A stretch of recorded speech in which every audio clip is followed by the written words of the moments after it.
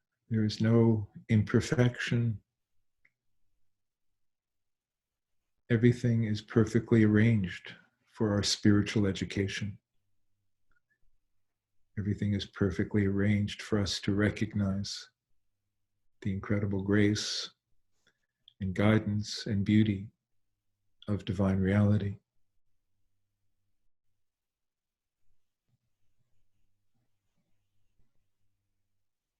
And when we look within ourselves, we look with a different eye, the eye of Furqan, the eye of discernment. And we look with sincerity and objectivity and also compassion. But we do recognize within ourselves the better from the worse, the right way from the wrong way. So with these two eyes, the eye of oneness that looks outwardly and finds no blame, no imperfection, and the other eye of discernment that looks within and holds ourselves to account. These two eyes are the eyes we need to come to reality. La ilaha illallah.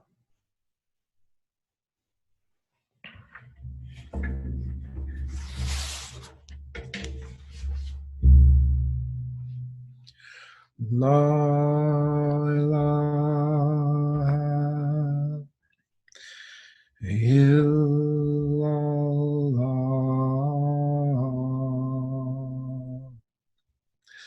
La ilaha illallah.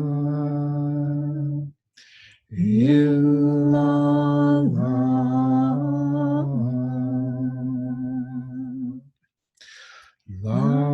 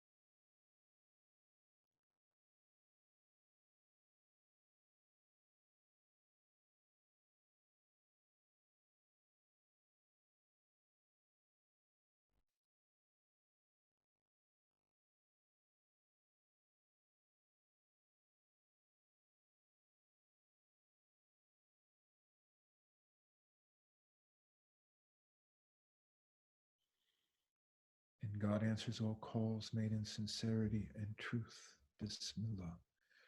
Ya Allah.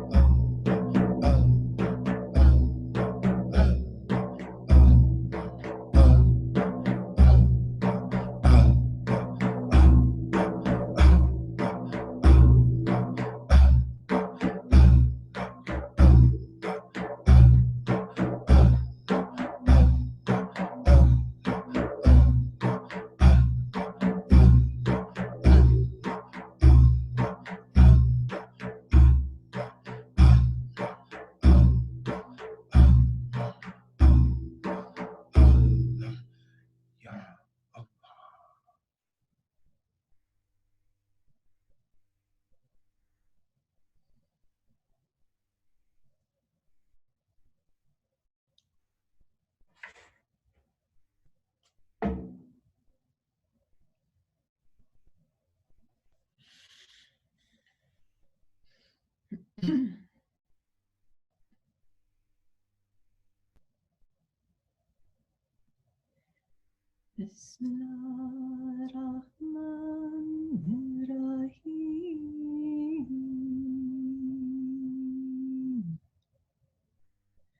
Alam nashra laka sadrak wa wadana anka wizrak alladhi ankara dharak warafana laka zikrak fa inna ma'al usri yusra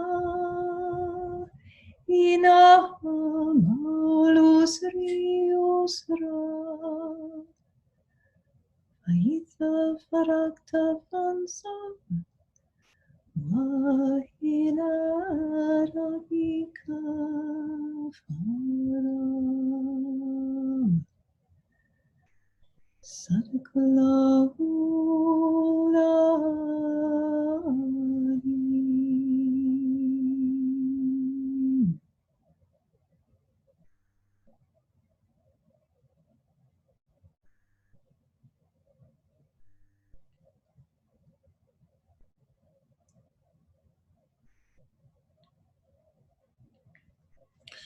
We give thanks for the light under which we gather, for our Pir Hazrati Mevlana Jalaluddin Rumi, for the generations of seekers and guides that have come before us, and for all those who have been our teachers. Amen.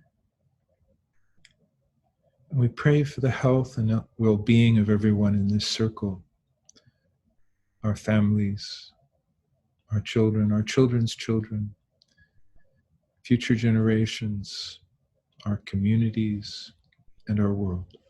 Amen. And we mention at this time anyone in need of prayer or healing.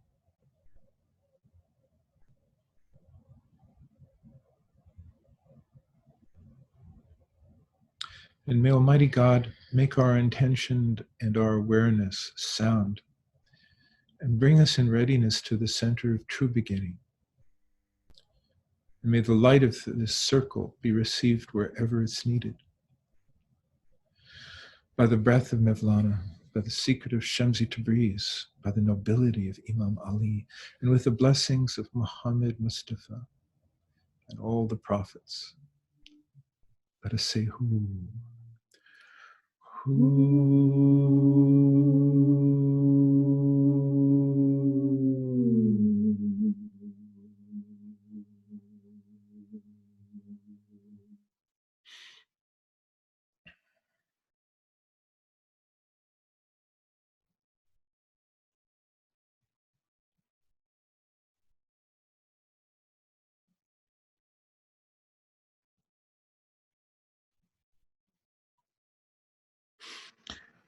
So, dear friends, we're moving through Ramadan, and in a few days, we will enter the last 10 days of Ramadan, a time when some people go into deep retreat. Some people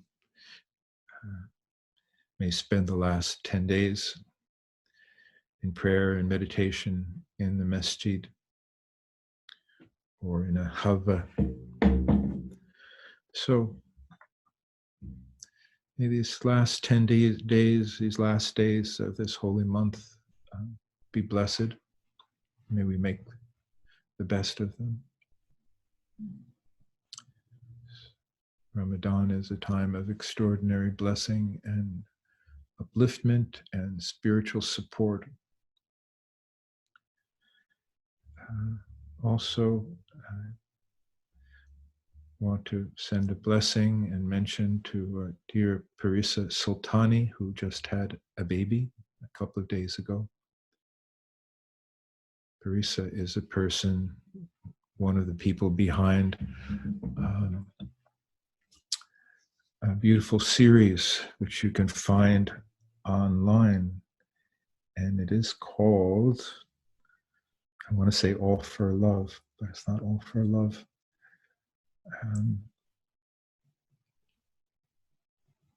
Oh, my goodness. One through love? We can send the link. We'll have to post the link. It's a project she's been working on, and as host and producer, and has interviewed really all the leading scholars and voices representing Mevlana in the world. One for Love. It's called Rumi, One for Love. So. And other dear ones, and other mothers, mother other beings babies. are on their way. They're coming in from the unseen. Alhamdulillah. Yes. May they be blessed. May the mothers be blessed. And all those who have already arrived. Yes. Yes. Alhamdulillah. Yeah. So this is the end of the one part of our gathering. And as we promised last week, if there's any questions or any sharings, we can move to that stage now for a while.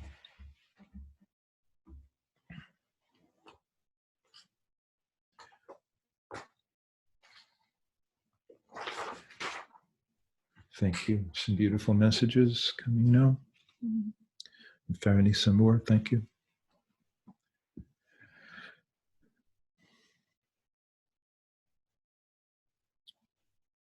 I'm going to switch to gallery view. Yeah.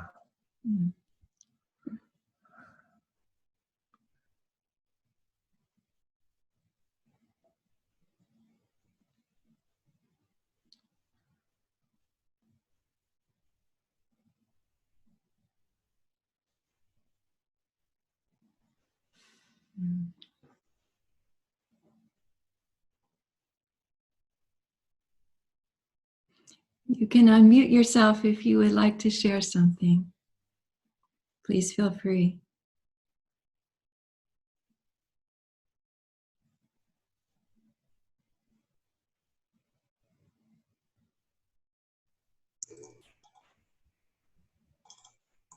Sheikh Kabir, can we invite other friends, family members to join in? Of course. All are welcome. Just Yes, by Rafiq. sending them the invite, it has to go through you. No, it's mentioned on the website, so anybody who goes to Sufism.org can find it and is welcome. Yeah, feel free to share. Yeah. Thank you. Dede and Anna, Assalamu alaikum. Alaikum salam, Alaikum dear salam, one. Binish. Okay, I wanted to share something beautiful, which is by you. You had translated it in Pocket Rumi, and I was just reading it today and just thought of you too. I will just read a portion of it. This body is a rose. From the moment you came into the manifest world, a ladder was offered for your escape. From mineral substance, you became a living plant, and later a roving animal. Is this a secret? Afterwards, as a human being, you developed reason, consciousness, and faith. See how this body has risen from the dust like a rose.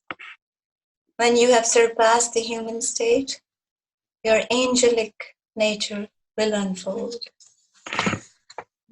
In a world beyond this world, surpass the angels then, and enter the sea. Your drop will merge with 100 seas of omen. Let go of him you call son, and say one with your life. Although your body has aged, your soul has become young. Thank you.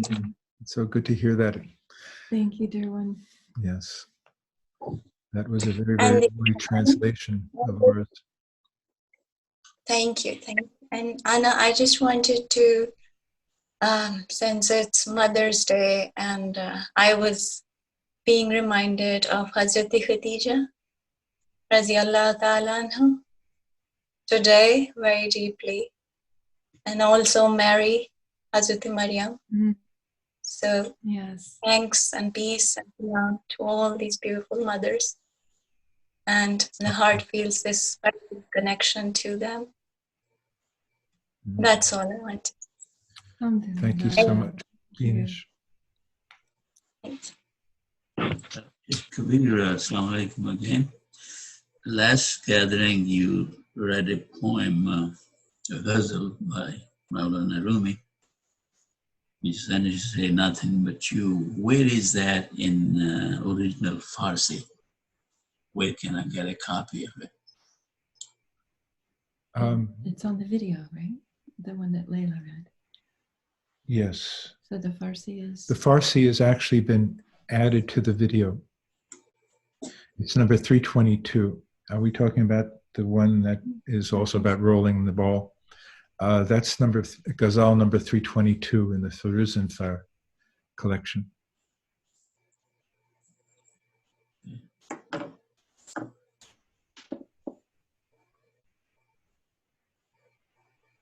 I do have another question, if I may ask. Okay. Since Layla in this case is God, Allah, and Allah knows that Majnun is struggling and he's trying,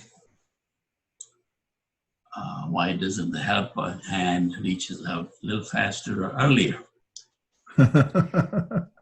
Instead of making the poor guy crawl all over the place, and sometimes we just simply rely on enough of it. That's all what I can do.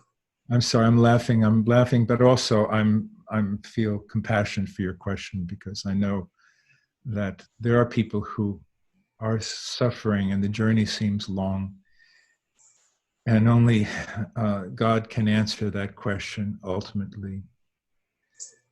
And we also, I want to say that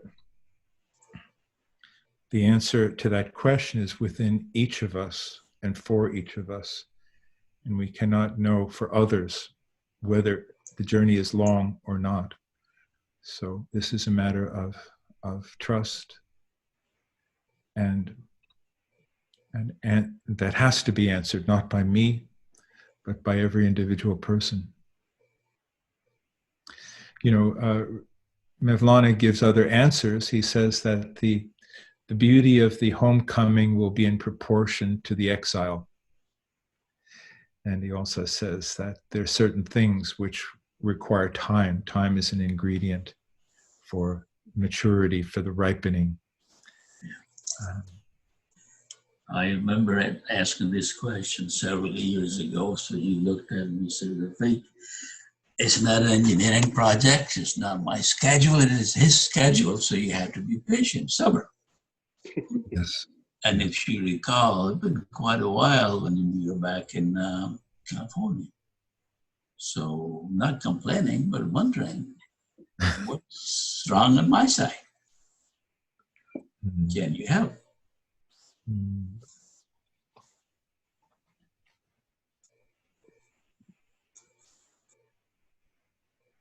Maybe the approach isn't correct. Maybe the methodology is not correct. You live in a little scientific world, you expect results. You put effort, so I need some effort. Well, I sense the sincerity of your request. And Imam Ali has so many beautiful counsels on patience and contentment. And maybe there's some answer there. Maybe what you're looking for is much closer than you think. And I'll leave you with that. That's almost like keep on rolling. Keep on rolling. Keep on rolling. What a good motto. Keep on rolling. Keep on rolling. Well, that's a better answer than the last one. Well, I'll keep on rolling. I mean, everybody, keep on rolling. And now and then when you feel his bat moving you along, keep on rolling. Thank you. Amin.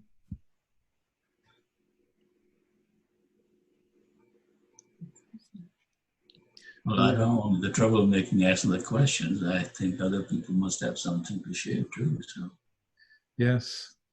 I just want to welcome a dear friend who's just popped up. It's Brother Bisma. I haven't seen you for so long. In Java, dear brother. Salam. Salam alaikum. Bisma's working on the translation of the 99-day program into Javanese. Mashallah. You're all special, but I single him out because, well, it's a long story.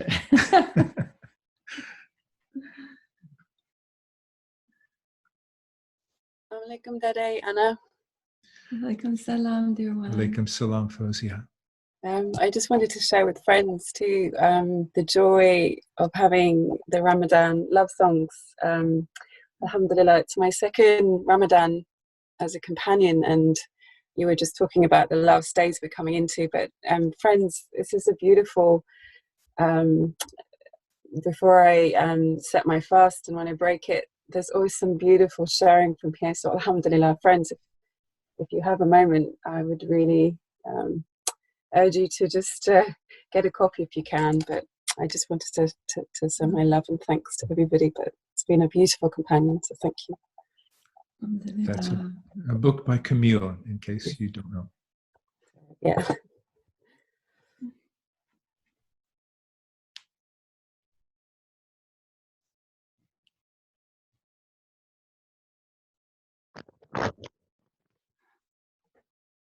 Salam Dede, Salam Ana. Alaikum salam. I also would like to share another book from Camille that I have started reading during Ramadan. A beautiful book. And I would like to just mention one section that I found that really touched my heart, especially after last week's theme about patience in adversity. That's a prayer from Sayyid Burhanuddin, student of Bahauddin Balad and the teacher of Mevlana. Before leaving this world, in that prayer, one section is Camille highlighted in italic. It is actually a ayat from Quran. And I went back and read it in Quran, which section it is, and it is a dialogue between Hazreti Ismail and Hazreti Ibrahim. I guess everybody knows that story. Hazreti Ismail says to his father, "Do what you must do," and then this ayat, "You will find me, inshallah, among those who are patient in adversity." You will find me, inshallah, among those who are patient in adversity. Surah 37, ayat 102, and page number 20 in this Kabir's beautiful book. Thank you very much, and happy Mother's Day. Thank you. Thank you.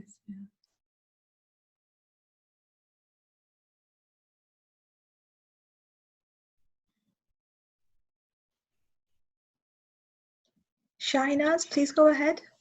Yes, Assalamu alaikum. Can I ask a question?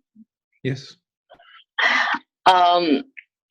Last time you talked about our role in serving, and sometimes I have a conflict between, I know that they shouldn't be conflicting, but because I have young children and I have a big desire to serve humanity, so I was doing a lot before having these children, a lot of volunteering, a lot of work, and now they require a lot of my time. So I'm kind of conflicted between both, and I would like to see more serving my family and children as the immediate and important service as well. But sometimes I kind of get conflicted between both. So. Well, anyway, that's a beautiful dilemma. Longing to serve is so strong. So don't turn that into a problem. But respect it, and wherever we are in this moment is where we're supposed to be, and where the opportunity for service lies. How could it be otherwise? So again, this is a matter of contentment and acceptance. And they say that on the spiritual journey is they say, a bazaar, like a bazaar of acceptances. We have in 1,001 Days training in the Mevlevi tradition. And it's 1,001 because that is the numerological essence of Rada, which is acceptance. Acceptance, acceptance, acceptance, times 1,001, okay? Knowing that, you know, your children and the way that you care and love them will be of such a service in years to come, in every moment. And there's so much to learn in our holding of our families and being held by them. And that enables us to serve in deeper ways in the future when other ways open. So as Kabir said, you know, being content in this moment and yet watching for where the need is. Where is the real need in any moment? What Camille says is exactly right. But also I want to say that life sometimes presents us with complex equations to be solved. And so I also want to say that as important as family is, service in the wider world is also important. And maybe there is a way that you can arrange and also let your family know that you have this longing, a sincere longing to serve in another area. And maybe that can be arranged, and maybe they can accept that and help that, not to the point of neglecting them. But your children can come with you to help deliver meals on wheels. And you can be, your service to the wider world is also an example for them, is what I'm saying. Yeah. So you may just have to work out that equation. And it is a complex equation. And if it's not possible in a moment, that's just the reality of that moment. So, but what a beautiful dilemma, a dilemma of service. May you will make a prayer for Shahnaz that Shahnaz will be able to serve as her heart longs to serve and be content wherever she is. I mean, thank you very much. I mean. Hello. Hello. This is Niloufar. We wanted to say hi. And Irmak, I think last time you saw her, she was either 2 or 3 years old. It's been a while. Oh my goodness. Oh, how beautiful. Yeah, so good seeing you guys. And it's been a while. And the last couple of days we've been singing Listen. Irmak is learning it. She's learning it also. Trying to kind of mix it with Turkish and stuff like that. And I don't know, doing Sema and thinking of you, telling her, you know, my stories, her coming to your retreats and stuff like that. So I just wanted to say hi, and to everybody, of course. We're so happy to see you. Yes. Are you in Istanbul? Yes. Yes. Good. Alhamdulillah. Well, we send our love to you both. Thank you. Keep on singing. Thank you. So much love.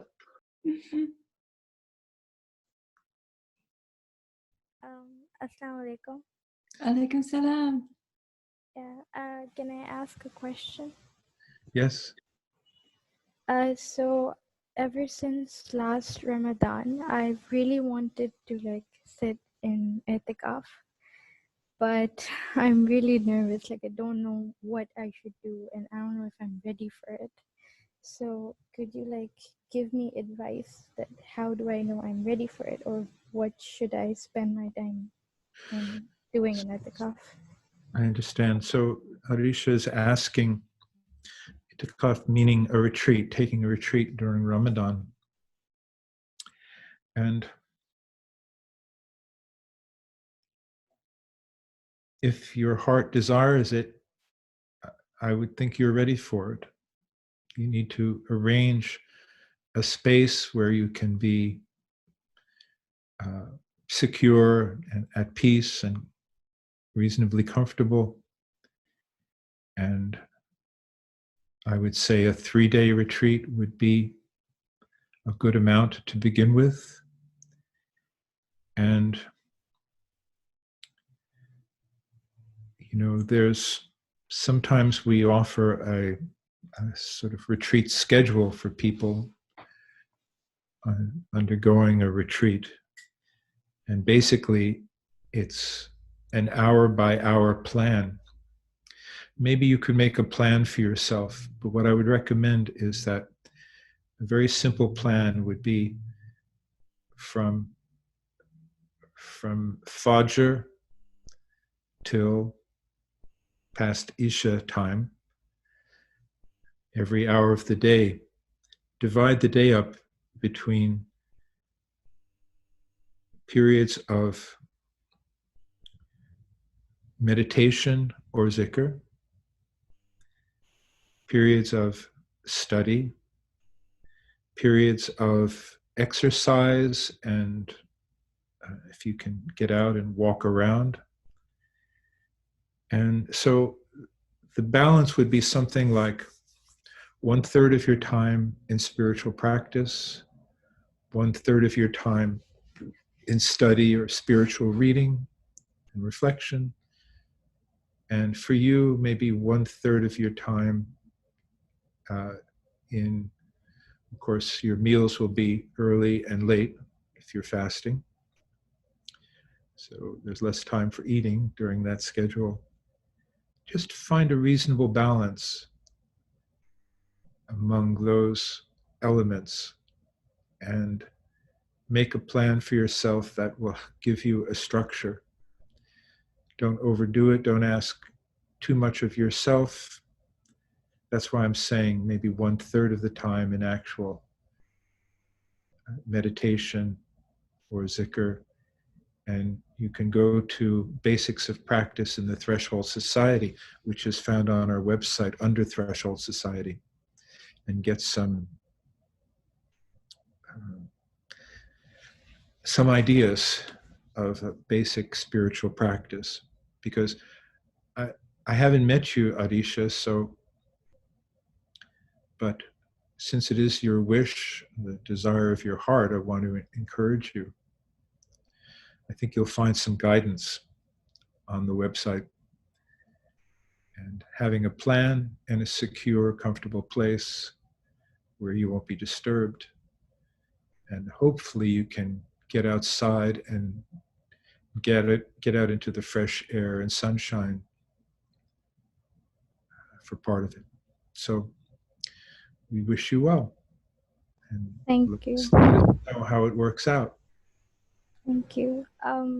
Just a tiny part of that question. Is it like allowed that I can like still meditate like this every Sunday, or like meditate with your videos during that retreat? Yes. Okay, that's another approach. Oh, you know, I just thought of something, Arisha. Do you have the Heart Space app? No. Well, if you have a smartphone, and you probably do, get the Yeah. HeartSpace app, because it has a whole series of practices. It has 13 guided meditations on it, and that will be very helpful. Plus the Mevlevi Wird, which is the litany recited. It's in Arabic and English. That's a beautiful source. So I just realized that actually a person could arrange a pretty complete retreat just given what's on the app. Heart Space, one word. You'll find it, and you can download it for free. Okay, thank you so much.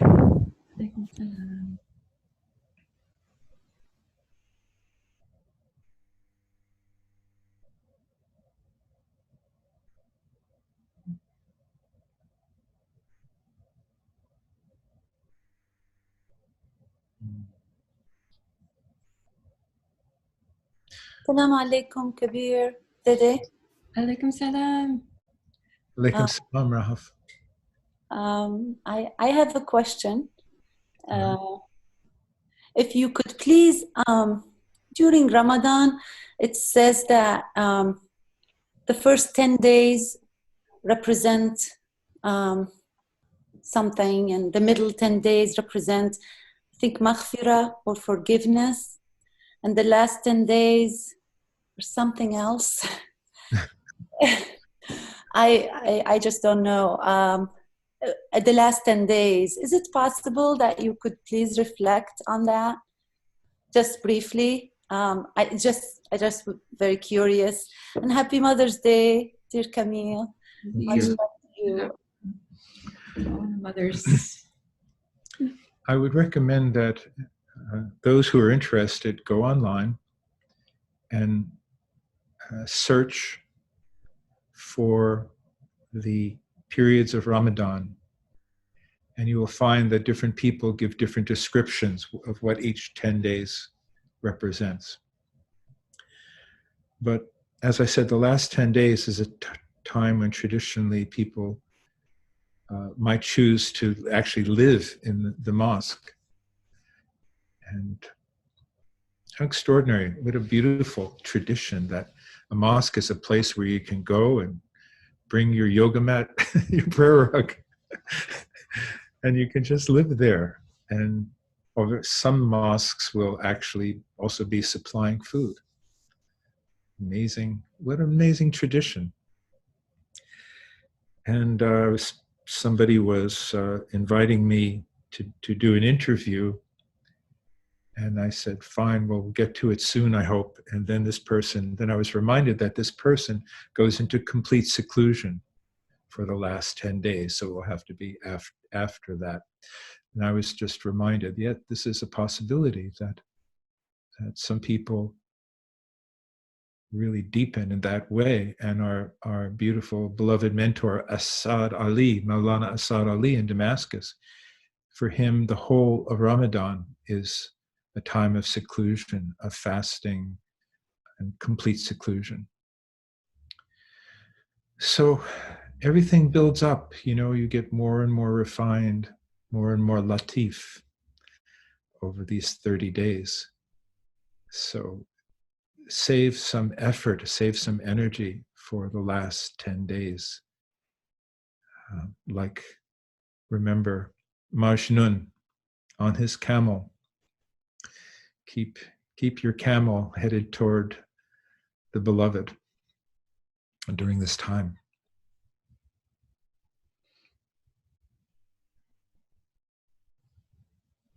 Ameen.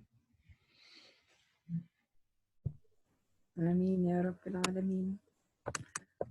I just wanted to share a book I recently discovered. You've probably all read it already. It's called Song of the Sun by Andrew Harvey, and it's narrated by him with passion and intensity, and it's just this incredible story of the life of Rumi, and he's translated a lot of his works. I'm sure you're already aware of it. I just wanted to share that because it's been such an inspiration, and it's really kind of cracked me open the last few days. Wonderful, thank you. Thank you. So it's on Audible or on CD. Lots of love. Thank you.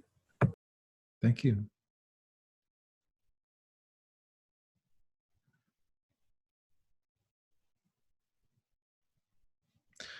Well, it's we've gone 90 minutes this session, so maybe this is a good closing point. Alhamdulillah. May every day be blessed. Sending so much love to each of you. Yeah. Wishing you health, strength, and peace. Until next time. Assalamu alaikum.